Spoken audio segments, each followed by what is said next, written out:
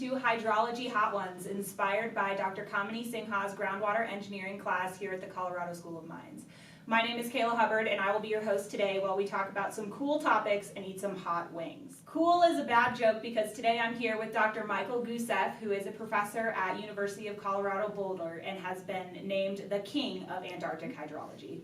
Mike's research focuses largely on aquatic biogeochemical cycling and ecosystem processes in the polar regions. His research also focuses on surface water and groundwater interactions. Mike, it's nice to finally meet you in person. Likewise, it's great to be here. All right, let's dig in and start with the least spicy wing. Okay. Teriyaki. Teriyaki.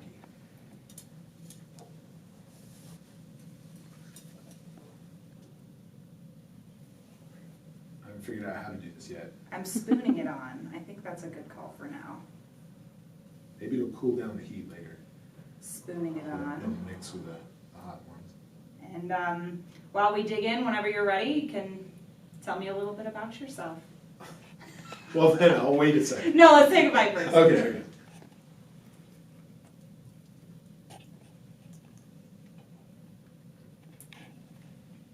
That's very strong teriyaki. Yeah, it is. Not spicy though, so we're good. No. So let's see. I'm a professor at University of Colorado Boulder, and I got my PhD there a long time ago, 2001. And somewhere in the past, I was even a professor here at Colorado School of Mines, which was a great opportunity. In fact, I'm the only person I know who's been a professor at CSU, CU Boulder, and Colorado School of Mines. You know, all the big three of them. All three of them. Yeah, right. Not a goal, but I wouldn't ask anybody to aspire to that. But for my PhD work, I got to work in the dry valleys of Antarctica on stream groundwater interactions, and it was a really, really cool opportunity that apparently I got addicted to. So I just keep doing it, you know. One of the things that we sort of say as a cliche at the end of a paper is like, more work must be done. And in a way, I want to go back. yeah, I mean, part of it was kind of like, even for what I figured out, I had three, main chapters in my dissertation that each became their own independent papers, but the ends of those, I think good science leaves you with some answers and some new questions. And so, I was anxious to write new proposals with colleagues and go back down there and keep studying things like snow and wetted margins near streams. These are kind of zones that look like the beach, and what's different about those there? Is that a harbor for life? Those kinds of questions that we could kind of come up with from my PhD work. But yeah, it was a great experience. The woman who's now my wife was my girlfriend at the time, and I asked her, I'm like, so I had this opportunity to go to Antarctica to do research. I'd have to be gone for like 3.5 months, and for the first time in my life I had a dog. My parents wouldn't let us have dogs when I was growing up, so there was kind of like this hope that maybe she would say, oh, I'll take care of your dog for 3.5 months while you're gone. and she did, which was great. Yeah. She's like, but her words were, it's a once in a lifetime opportunity. You have to go. And now that I've been 14 times, I think she's a little over the whole it's once in a lifetime thing. You'll get to go again. Yeah. So yeah, that was harder when my kids were younger, but yeah, we keep going down. There's lots of big questions to answer in the dry valley, so we keep asking them. Awesome. Well, can you tell me a little bit about the dry valleys? Like what they're like down there? What's it like working in Antarctica in general? Yeah. Because I'm sure it has its ups and its downs and its cold temperatures. Yeah, it's a remarkable place. It's the largest ice-free region of the continent, and so automatically that makes it special from one perspective. It's pretty close to the biggest American base, which is McMurdo Station, which is on Ross Island. So that's about an hour's helicopter ride away from the dry valleys. What's neat about the dry valleys, though, is so you've got about 3,500 square kilometers that's ice-free, and that means we have exposed soils. We do have some glaciers that come down from the mountains. We have these permanently ice-covered lakes on the valley floors, and they're closed basins, so they rise and fall depending on how much water is added to them from glacial melt, and that was the fourth landscape feature I didn't get to, was the streams, my favorite. But those streams are all meltwater coming off the glaciers They flow into these lakes. The lakes rise when we get a lot of stream flow. They fall when we don't have a stream flow because we're still sublimating the ice from the ice covers on the lakes. But the lakes might be, I think one is 70 meters deep, something like that. Lake Vanda is pretty deep, and it's actually room temperature down at the bottom. It's a bit of a solar Interesting. Yeah, kind of a neat place. Antarctica happens. That's the term we use when things don't go right. Antarctica happens. Yeah, but we get to fly down on military flights to get to the ice from Christchurch, New Zealand, and it's pretty awesome to step out on an ice sheet that's a runway. On an ice sheet and go, yeah, this is a very expansive place with not a lot of people, but a lot of wind. So what are some challenges that you might face actually performing scientific research down there? I imagine it might be a little challenging to, take samples and preserve them and maintain a, research environment in the middle of nowhere. Yeah. Well, the first thing that we're taught before we go out into the field is to do risk assessments, right? So what are the risks and what are the consequences of something going wrong? And so before you go out to collect a sample, you really are thinking about is everybody informed of the plan? We do a lot of planning. And we plan, and we know that those plans will get dashed by weather, by whatever, mechanical problems with a helicopter, whatever.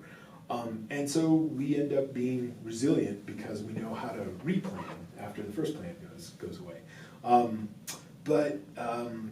When we do have small field labs. So when we collect a sample from a stream, a water sample, we bring that back to what looks like a rustic lab sometimes out in the field, but we... rustic is in, right? Rustic is in, yeah. People would pay a lot of money for this lab somewhere else. We have solar panels and battery systems at most of our camps so that we can power vacuum pumps and things like that for filtering the water. We have little tiny fume hoods for our acids and things like that too, to preserve our samples. So yeah, it all works out really well. The one thing you then have to watch out for is making sure it doesn't freeze on the way back to McMurdo sometimes. So yeah. You're constantly dealing with temperature. Do I need to keep it warmer than freezing, or do I have an ice core that needs to stay below freezing? So yeah. Very interesting. Shall we go for the next one? This one is... I've kind of poisoned my spoon here. I know, I think I might have to wipe it off. This one is honey barbecue.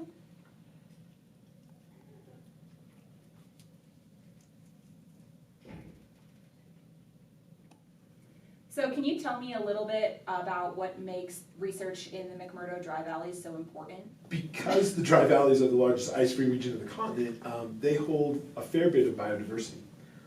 We are the banana belt of Antarctica in the sense that we're relatively warm, we're coastal, compared to the interior, and so it's a bellwether in a lot of ways, right? It's a place where if we can understand how those ecosystems function, how they thrive, we can hopefully understand how they'll respond to change. And the change down there may not be immediate warming necessarily. It may be that we have a lot more water moving around. Like if we just warm up a little bit, perhaps we're going to have more melt.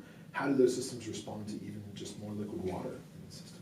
So it's kind of like a canary in the coal mine for the whole global scale. Yeah, a little bit. Exactly. Awesome.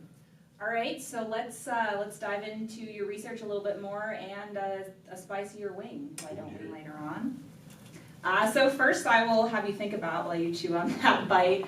A lot of your papers, you talk about studying these benthic microbial communities down in the McMurdo Dry Valleys. Are these kind of your indicator species for how they will respond to change? Can you just tell me a little bit more about why those are so important to study? Sure. So across the dry valleys, we don't have a lot of higher order plants. You don't see grasses. You see mosses once in a while. So in the streams, we study diatoms. So those are blue-green algae that have these really cool silica frustules, and so their body shape is very much indicative. What is a frustule? It's like a shell that they Okay. and they make it out of silica, and they have these really cool ornate shapes that you don't see unless you look under a microscope. But the neat thing about them is that they inhabit the sediments as well as these microbial mats. So these mats kind of look like shag carpet in the streams. And they are kind of the kelp forest of our streams, right? Yeah. So it's a place where the material, the algae itself that makes up the mat, we see kind of 4 different kinds. We see black mats, which are dominated by nostoc species that are kind of on the edges of the streams.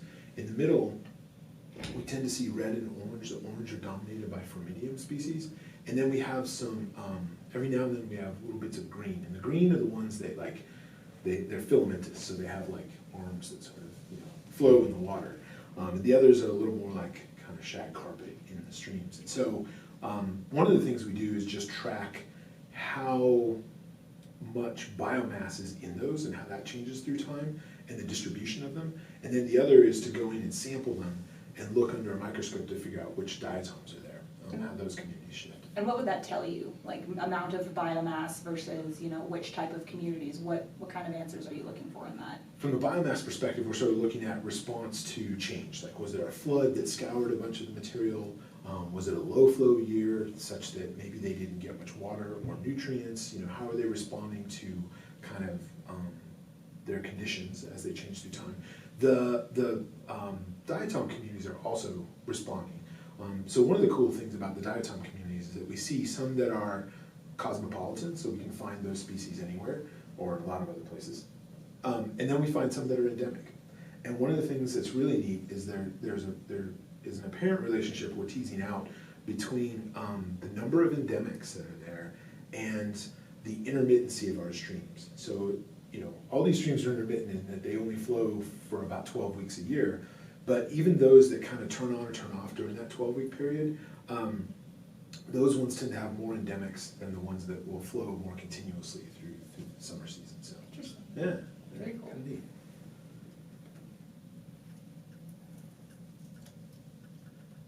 Could you tell me a little bit about the hyporheic zone and how this zone kind of interacts with these benthic communities that you've been studying? Sure. So the hyporheic zone is all of the sediment beneath the bottom of the stream. It makes up the bottom of the stream. But the algal mats sit on the top of the bed themselves. So when water moves by with nutrients or other solutes, it's those benthic communities, those algal mats, or microbial mats, that get to use up any of those resources that are in the water column. And after that, whatever gets past them is what gets into the hyporheic zone, where bacteria could transform them, could use up nutrients that come in. But we're usually thinking about like nitrogen, phosphorus, carbon. And this is really carbon limited system, in the sense that there's no trees that are providing leaf fall, Yeah. There's some internal carbon cycling that we're starting to kind of explore and try to discover that hopefully will help us understand what happens in streams back here in temperate US too. So is this hyporheic zone, this is a saturated soil section? Yeah, so it's bounded at depth by however deep the thaw occurs in a given season underneath the stream bed.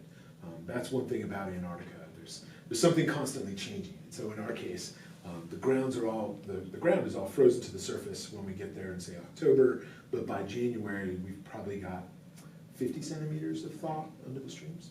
So this hyporheic zone is not necessarily connected to the groundwater in these systems? Correct. It kind of is the groundwater in the sense that there's not a bigger aquifer to connect to. Yeah.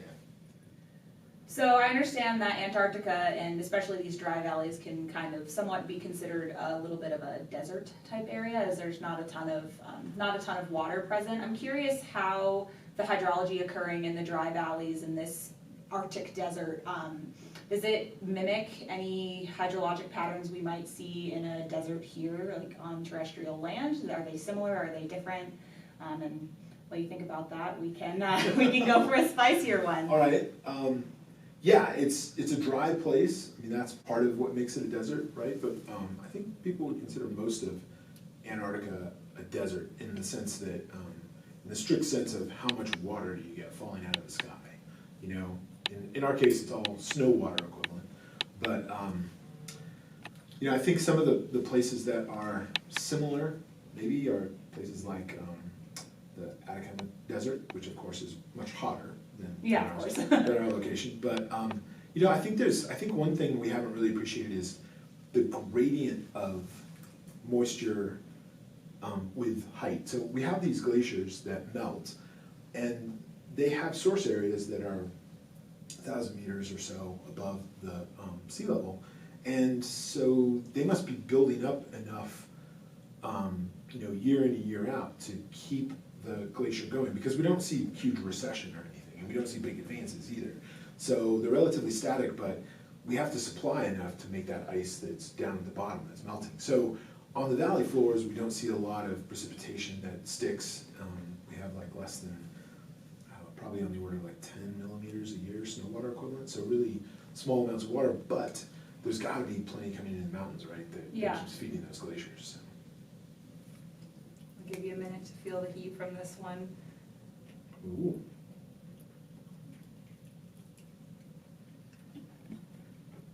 It's almost floral or something. Caribbean jerk. Wow. So I feel like there's like pineapple maybe? Mm-hmm. Just gonna get a little more complicated and keep asking you questions. Go You talk for it. about Yeah, these melting glaciers providing water to the dry valleys, and obviously I would assume this occurs seasonally, right? Because Antarctica is frozen most of the time. Does this seasonal flow patterns, do they have any effects, substantial effects on the ecology and the microorganisms? Like, do these microbial mats, can they survive months and months of frozen without flow? Yeah, they certainly do. And the first season I went down, I walked through a stream bed and I didn't know what I was looking at. It was a dried stream bed in Antarctica. Yeah. But when I went back years later, I started to realize, well, now wait a minute. In the height of the season, I see that orange shag carpet in the middle of this, when it's wet. Now that it's dry, what does it look like? And you can see it kind of looks gray, it's desiccated. With those ecosystems, as soon as you hit them with liquid water, they start doing the things they're supposed to do, like stream metabolism. Yeah. They start growing, they start using carbon and producing oxygen and so forth, and presumably, we don't really have measurements for this, but the hyporheic zone would start respiring as well. As soon as you give them what they need and they're warm enough, everybody comes back to life from their stasis they were in over the winter. That's really interesting. So these microbes kind of coming back to life after a dry and cold winter, does that give you any sort of indication as to how other microbes in other places of the world might kind of respond to climate change, or even, thinking of looking at pictures of the dry valleys makes me kind of think of like a water on the moon type thing. Like, is this science kind of able to set the stage for microbial and aquatic activity elsewhere through time and stuff like that? Sure, yeah, I think these aren't the only aquatic ecosystems that dry out on an annual basis. But, it does, if we take this a little further than Earth, it does make us, start to wonder about places like Mars that have some evidence of having a hydrologic cycle sometime in the past. And so if that's the case, and there is life, as rudimentary as it might be, maybe those are Martian ecosystems just waiting for liquid water as well. And that's a parallel that we can think about a little bit, but we could, maybe even start to look for some of the signs when it comes to having rovers on the surface of Mars. Maybe we could start looking in the stream beds, the fluvial features, in the same way I did, and sort of discovered, oh yeah, there's this material here that isn't real obvious that it's microbial mat that's dried up, but maybe, yeah, we have the rovers there to maybe take a look at that now, as opposed to just guessing from satellite images, right? From a long way. That would be incredible. Yeah. As soon as we get to Mars. It won't be me, but jerk was okay. What's this next one? Mango habanero. Oh, I smell it, yeah. I've heard that it smells like, oh my gosh, I'm so scared. But there's mango. There's ranch. Okay, so I'll save us from another wing for a few moments. In one of your papers, you analyzed hydrologic patterns over a 20-year span. I'm curious what kind of findings you found in this study and what they might be able to tell us for other parts of the world. Yeah, so that was kind of a synthesis paper on having 20 years of hydrologic records from kind of on and off. It depends on, we probably had 15 solid streams through those periods. And what I mean by that is we have these stream gauges set up. Currently we have 17 of them running through the austral summer.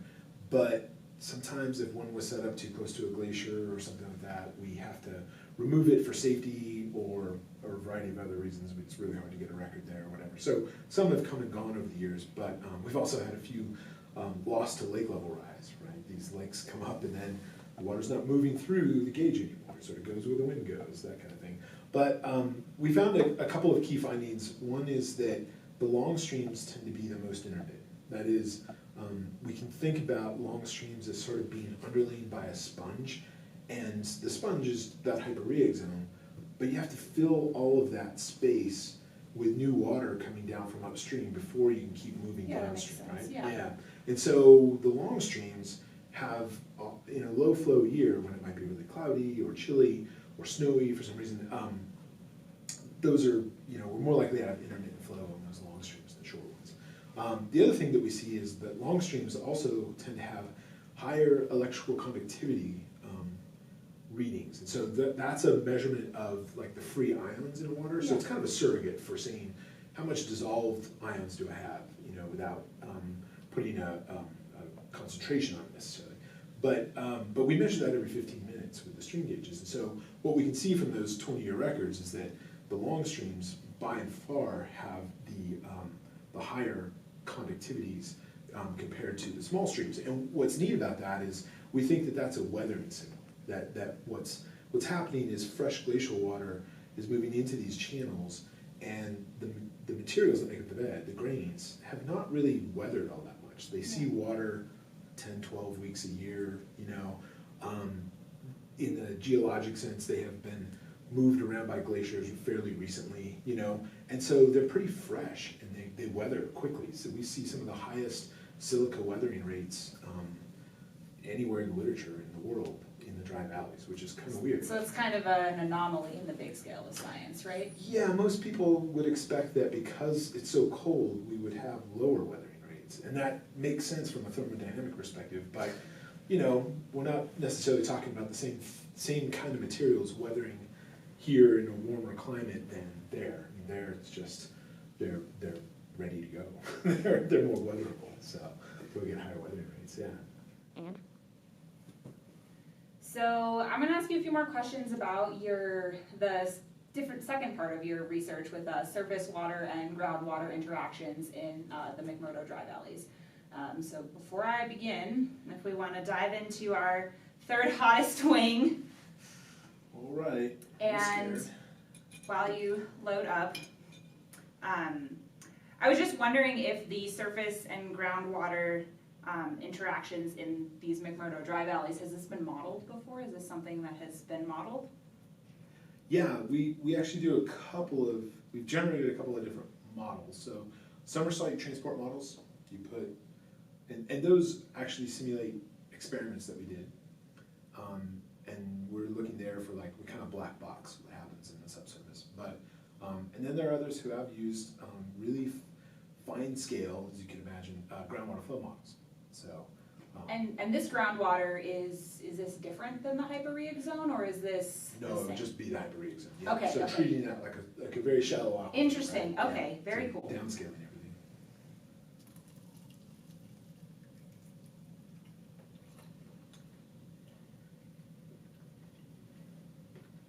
Oh. Oh yeah. Mango up front, habanero afterwards. Wow. Okay. Wow, that one's kind of hot. Yeah.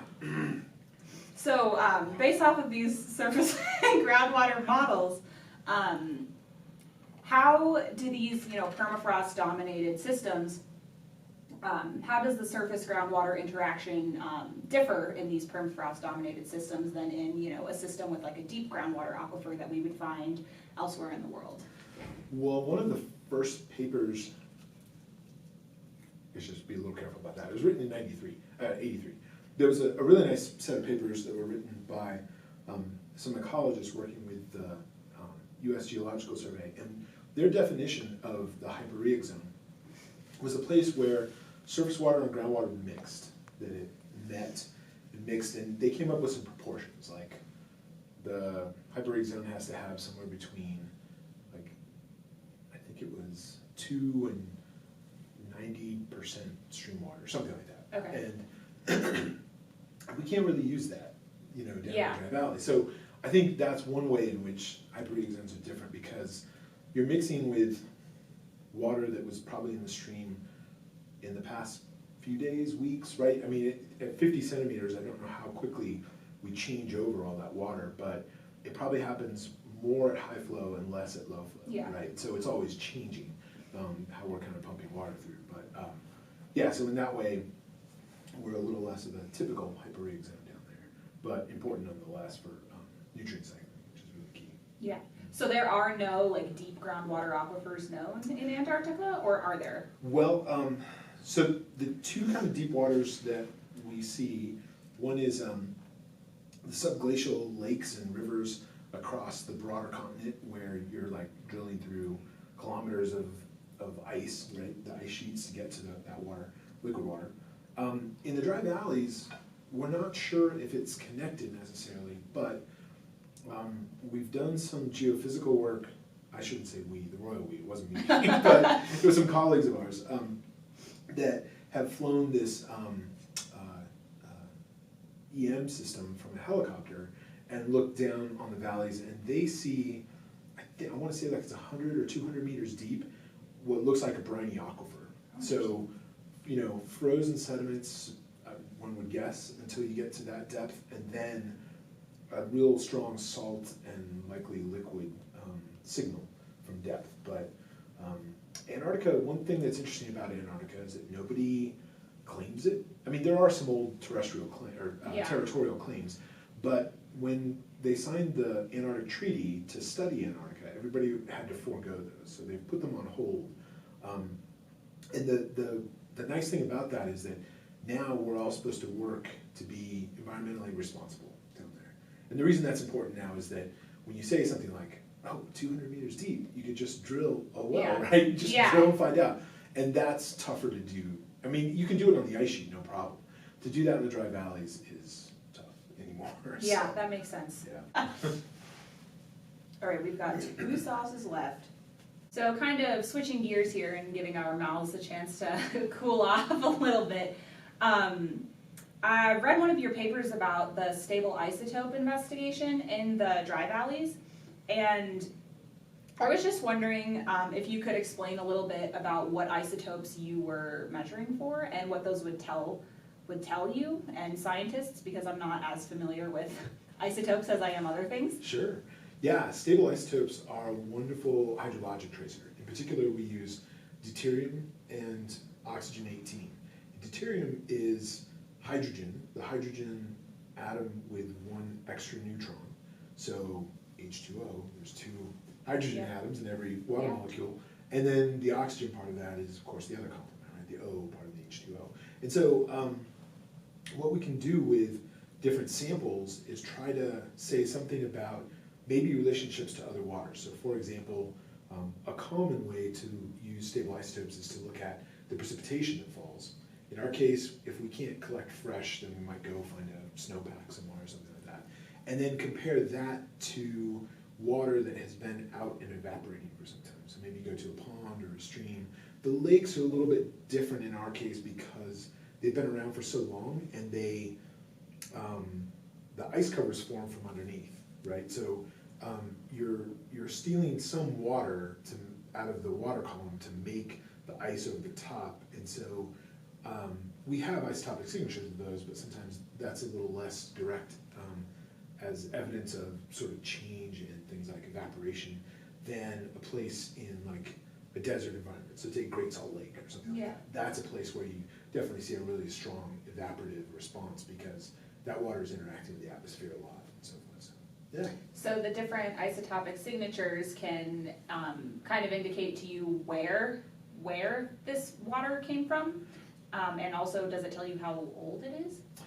To some extent, we have to be a little bit careful about age only because if you're up on the glacier, for example, our glaciers come down out of the valleys, and when they hit the floors of the valleys, they kind of ooze out and make these really cool kind of bulbous shapes. And if you go sample around those, you'll see some of the oldest ice at the edges and the newest ice in the middle. There's some segregation that occurs when that ice is coming from the mountain down. And so we have to be a little bit careful. If you just go and sample in a stream and go, oh, look how different this is from the ice, you have to kind of think about how old that ice was when it started on the glacier, when it's melting, and then what kind of consequences would come from that as to what signature that might be feeding into the stream when you're sampling it. So in some cases there's age. It's the more stable age profile is if you go profile ice, right? You go do an ice core and look through that. So these mainly tell you, where, like different signatures, they are different depending on where they came from. What does that look like? Like how does a isotopic signature from a glacier differ from, say the Hyperreic zone? Oh, great question. So let's take a macro scale view instead. Like the lakes collect stream flow that was melted on different glaciers. So one of the things that we can think about is for each of the contributing areas that's melting on the glaciers, how are those mixing together to give us a signal on the lake, right? Or one of the other things that has been really interesting is if you walk along a stream, you'll actually see the effect of evaporation occurring. So when evaporation occurs, because you energetically have to move molecules out of the liquid phase to the vapor, when you do that, you have to put in energy, and so you typically remove the light ones, the ones that don't have the extra neutrons in them. And so the water that's left behind is heavier by comparison than it was upstream.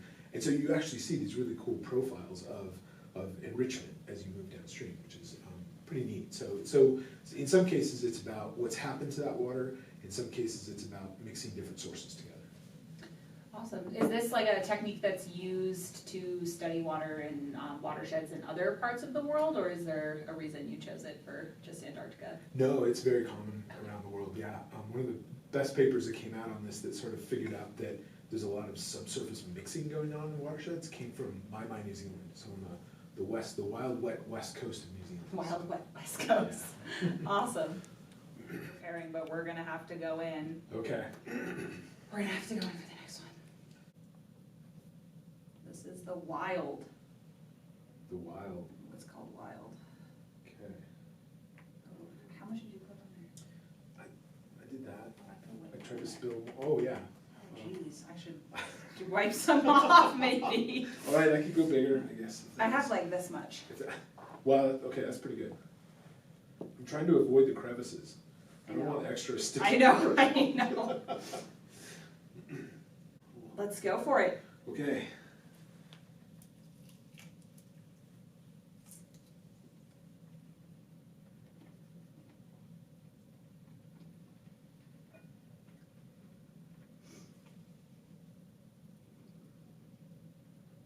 What's the line in Dumb and Dumber?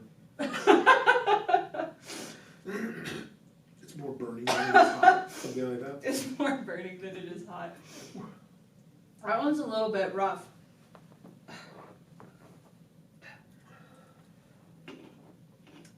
Yeah, that's. Sorry, I'm gonna start hiccuping here. That's okay. Before you start hiccuping, let me ask you another question. Go for it. With these stable isotopes, the paper talked about being able to create a water balance model in these kind of closed basins that you talked about earlier. How does that work? Well, ultimately, what's useful about most tracers is if you can use them not only to look at how things mix, but know something about beyond the proportions. So no actual mass fluxes of water, because, so for example, in our, if you had the lake, one of our lakes, and you had a bunch of stream flow and you knew what its signature was, you could sample the lake through time and say, well, here's how it's changing. So without measuring all the volume in the lake, you could look at the influence of what was coming in. As long as you could measure that mass flux, you could kind of back out how much water mass was there to begin with in the lake and how it's changing through time with those additions. So, so that's where we'd like to go. I actually wrote that paper with a colleague of mine, Barry Lyons, who we were both really, really interested in this. And we kind of were like, yeah, numerical model would be great. Yeah. For someone else to follow up with something. You know, like, we've kind of left it since whatever that was, 04, 06 or something like Yeah. that. But it's still there. It's a little gem if anybody wanted to pick it up. So. Good to know. Yeah. So for our final hot sauce, the hottest one, I'm going to ask you the hardest question. We have a whiteboard over here, and I was wondering if you could show me how to use fractional derivatives to create best fits for the advection dispersion equation. I really wish I could. I hear it's a very powerful tool, but it's so cutting edge, I can't even keep up with it. All right, we Except can for load, ridiculous, yeah. we can load up our last I didn't think it wing. would go to. Alrighty.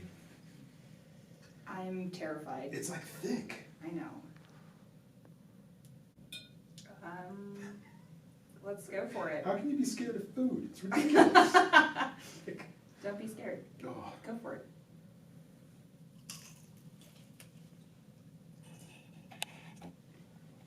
Ooh. Oh my God.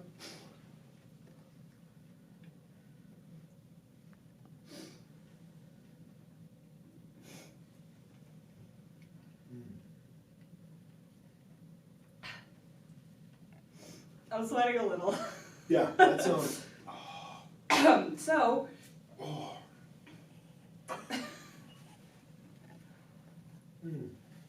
That's genuine heat right there. I know, that one's hot. That is genuine. Let's cool it down with some Antarctica questions. No, I'm kidding. Oh no. And range. Oh yeah, ranch. I was curious if you knew if obviously Antarctica is an ice sheet covered by, surrounded by the ocean. I was wondering if you knew if this, I am sweating, if the ocean water has any effect on any of the surface or groundwater, like the hyporheic zone. I know typically, like sometimes here you can see that, you know, like saltwater intrusion, that, you know, your ocean can have effects on the groundwater, and I was just curious if that's something that's been exhibited in Antarctica. I'm dying, I'm so sorry. No, you're good. If that's something you've seen or if it hasn't been studied yet.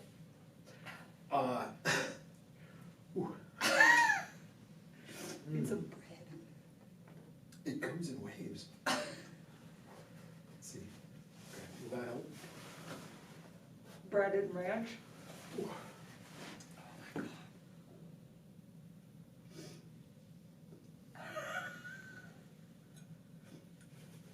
I'm gonna need the Kleenex here in a second. Oh wow. And now I don't want to touch my eyes either. I know. Okay. So no, it's not something we've studied directly. In part, our focus on the streams has generally meant the ones that are flowing into lakes. And that lake level rise tends to be slow enough that we haven't really looked at responses to the hyporheic zones. But from a coastal perspective, if these deep briny aquifers exist and they go out to the coast, we expect there would be some kind of balance there, right? Physics should still be valid there. Yeah. That would have Physics some is valid balance. in Antarctica. Newsflash. But for example, one of the things I've been wondering about with these briny flows, though, is if you were to draw kind of the interface of a freshwater aquifer with a coastal area, you know, you'd often have these, the physics dictates you'd have these kind of upward, when we draw our models, we typically have these kind of upward looking arrows.